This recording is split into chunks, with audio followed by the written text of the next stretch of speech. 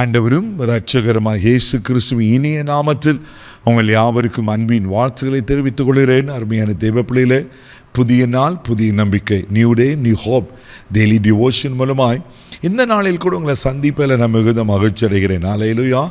இன்றைக்கு கூட கர்த்தர் நமக்கு கொடுக்கிற வார்த்தை என்ன? யோவானதின சுவிசேஷம் 20ஆம் அதிகாரம் 19வது வசனத்தை கூட வாசிக்க கேட்போம். வாரத்தின் முதல் நாள் ஆகிய அன்றைய தினம் சாயங்கால வேளையிலே சீஷர்கள் கூடியிருந்த இடத்தில் யூதர்களுக்கு பயந்ததினால் கதவுகள் பூட்டப்பட்டு இருக்கையில் இயேசு வந்து நடுவே நின்று, உங்களுக்கு சமாதானம் என்றார். அல்லேலூயா. தேவ பிள்ளைகளே, பாருங்க, ஒரு அற்புதமான சம்பவத்தை நம்ம பார்க்கிறோம். இயேசுவை சிலுவையில் அறைந்து கல்லறையில் வைத்து, பெரிய கல்லை வைத்து மூடிவிட்டார்கள். யோசித்தாங்க, இயேசு அவள் தான் மறிச்சிட்டாரு, இனி அவருக்கு வாய்ப்பு இல்லை வருவதற்கு, அவர் உயிர் தெழுவதற்கு அப்படி என்று நினச்சி பெரிய கல்லையும் வைத்து காவலர்களை வைத்து முத்திரையும் போட்டு இப்படி காத்து கொண்டிருக்காங்க. தேவ பிள்ளையில் நடந்தது என்ன தெரியுமா? அவர் சொன்னபடியே 3ஆம் நாள் உயிரோடு எழுந்து விட்டார். ஆனால் சீஷருங்கெல்லாம் பயந்து போயிட்டு, இந்த யூதர்களுக்கு பயந்ததினால் வசனம் சொல்லப்பட்டிருக்கு, பயந்து இயேசுவையே சிலுவையில் அரைஞ்சிட்டாங்களே, நம்முடைய வாழ்க்கை என்ன ஆகும், நம்மையோ ஒரு வேளை இப்படி சாகடிச்சிடுவாங்களோ அப்படின்னு நினச்சி பயந்து போய் பூட்டின வீட்டுக்குள்ளே கதையும் உள்ளே பூட்டிட்டு பயந்து போய் உக்காந்துருக்காங்க.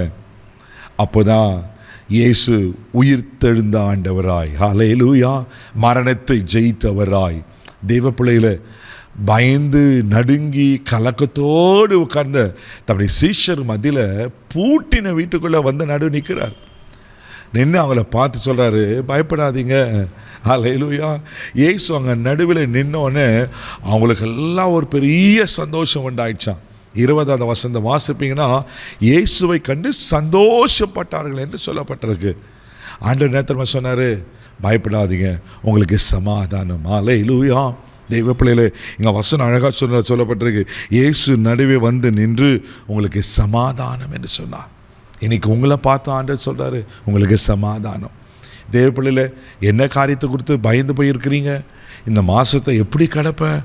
ஒருவேளை இந்த மாதத்துக்கு இவ்வளோ பிரச்சனை இருக்கு, இவ்வளோ பெரிய போராட்டம் இருக்கு, பிள்ளைங்க வாழ்க்கையில் இவ்வளோ தேவைகள் இருக்கு, ஒருவேளை பல விதமான நெருக்கங்கள் உங்களை நெருக்கி மன உளைச்சல் உண்டு பண்ணி ஒரு விதமான பயத்தை உண்டு பண்ணியிருக்கலாம்.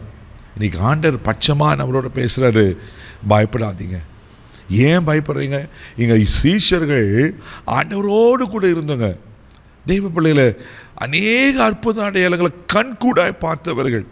ஆண்டவரை குருட்டு கண்களை திறந்தார், ஊமையரை பேச வைத்தார், சப்பானிகளை நடக்க பண்ணினார், சூம்பி போனகளை கைகளை நேராக்கினார், மரித்தவர்களை உயிரோடு எழுப்பினார், குஷ்டரோகியை சொஸ்தமாக்கினார், தண்ணீரை திராட்சரசமாக்கினார், 5 அப்பம் 2 மீன் 1000 பெருக பண்ணி இப்படி பல விதமான அற்புதங்களை செய்து கண்கூடாய் பார்த்த சீஷர்களுக்கு பாருங்கள், இயேசு மேலே நம்பிக்கையே இல்லை. அவங்களுக்கு ஒரு விதமான பயம். பயந்து போயிட்டு வீட்டுக்குள்ளே வந்து கதவை பூட்டி அப்படி யாருக்கும் தெரியாமல் கலங்கியிருக்காங்க. ஆனால் ஆண்டவர் விட்டுருவாரா? தேவ பிள்ளைகளே, ஆண்டவர் பார்வைக்கு மறைவானது என்ன இருக்குது சொல்லுங்க பார்க்கலாம். ஒருவேளை நீங்களும் யாருக்கெல்லாம் பிரதர் இந்த பிரச்சனை சொல்லுவேன், நான் யாருக்கெல்லாம் போவேன் சொன்னால் என்ன நினைப்பாங்க, அப்படி சொன்னாலும் அவங்க போய் 4 பேருக்கு தவறாக சொல்லிட்டாங்கன்னு என்ன பண்ணுறது, அப்படி யாருக்கெல்லாம் சொல்லுவேன், யாருக்குள்ளேயும் சொல்ல முடியாத ஒருவேளை வெட்கத்தோடு அவமானத்தோடு குறிக்க போய் தனிமையில் கஷ்டப்பட்டு கொண்டு இருக்கீங்களா? பயப்படாதீங்க. இன்றைக்கி ஆண்டவர் தெளிவாக நம்மளோட பேசுகிறாரு. இன்றைக்கி கர்த்தர் கொடுக்குற வார்த்தை, பயப்படாதீங்க. ஆமென். ஆண்டவர் எல்லா பயத்தை உங்களை நீக்கி உங்களுக்கு சமாதானத்தை தந்து உங்களை சந்தோஷமாக வைக்க உண்மையில் தேவன் அறிகிறார். அல்லேலூயா, அல்லேலூயா, ஆமென்.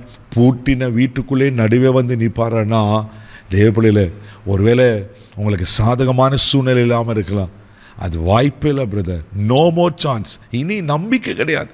அப்படி நம்பிக்கை இழந்து போயிருக்கீங்களா? கர்த்தர் உங்கள் நடுவில் இருக்கிறார். அவர் உங்களுக்குள்ளே வாசம் பண்ணார்.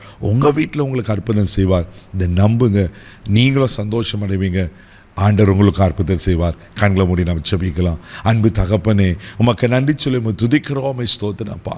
அன்றே பூட்டின வீட்டுக்குள்ளே பயந்து போய் கலக்கத்தோடு அன்றே உட்கார்ந்திருந்த அங்கே சீஷர்கள் நடுவில் நின்று உங்களுக்கு சமாதானம் சொல்லுவீங்கன்னா, ஆண்டவரே உமக்கு ஸ்தோத்திரப்பா. உமக்கு நன்றி அப்பா. இப்பொழுது கூட யாரெல்லாம் அன்றே பலவிதமான பிரச்சனைகளை போராட்டங்களை பார்த்து பயந்து போயிருக்காங்களோ, இன்றைக்கி ஒரு அற்புதத்தை செய்யுங்க. அவங்க நடுவில் நீங்கள் இருக்கிறீர் என்பதை, உங்கள் வல்லமையை நீங்கள் வெளிப்படுத்தும்படியாக நான் ஜெபம் பண்ணுறேன்ப்பா. நீங்கள் அப்படி செஞ்சிட்டீங்க, காய் ஸ்தோத்திரம் ஆண்டவரே. ஆமென். நாங்கள் எதிர்பார்க்குற நன்மையை கைக்கூடி வர பண்ணினது காயமக்க நன்றி. இவளை சந்தோஷம் அடையட்டும். இந்த நாள் முழுதும் உங்கள் தெய்வீக கரத்தில் ஒப்பு கொடுக்குற, பாதுகாத்துக்கிறோம், எல்லா தீங்குக்கு விலக்கி காத்துக்கணும்.